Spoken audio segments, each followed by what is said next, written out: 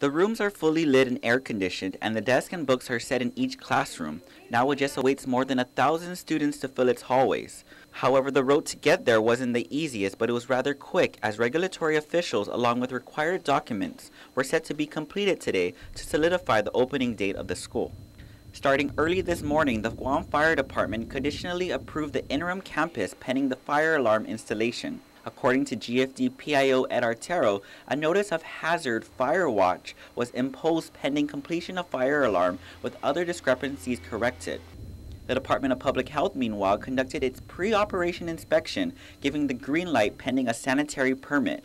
According to Public Health Environmental Health Specialist Marilu Bumagit, the school can open once the permit has been paid for and will return for an unannounced regular inspection to issue a letter grade on whether the campus will remain open. Because they just opened, so maybe we won't come back.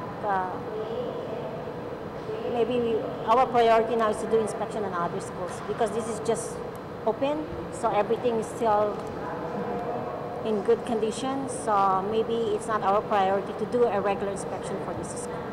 Public health officials only noted minor issues from the nurse's office sink to buildings that weren't being occupied for classes.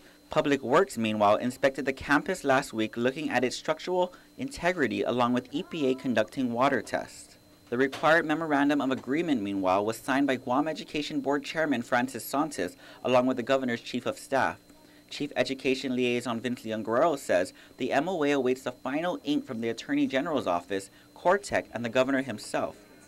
He says the information in the MOA is similar to a sublease agreement and addresses concerns raised by the AG, but none of the information should come as a surprise. So he suggested that we do something that would delineate and define what the areas of responsibilities are so that way there's no question about who's in charge of what. The MOA also contains an attachment of the maintenance agreement, list of collateral equipment, and a sketch of the property. Acting Deputy Superintendent Robert Malay was elated by today's development after nearly 200 volunteers, from teachers to professionals in the community, came out on Saturday to help complete the move from the Barrigada campus. He says the turnout in the past few days was a good indicator of what people can do when they work together. Everybody was supportive, from the governor's office to the education board to the Department of Education to Cortec International to the administrative team as well as the faculty and staff of Untalan Middle, the Barrigada mayor, the Manilao mayor.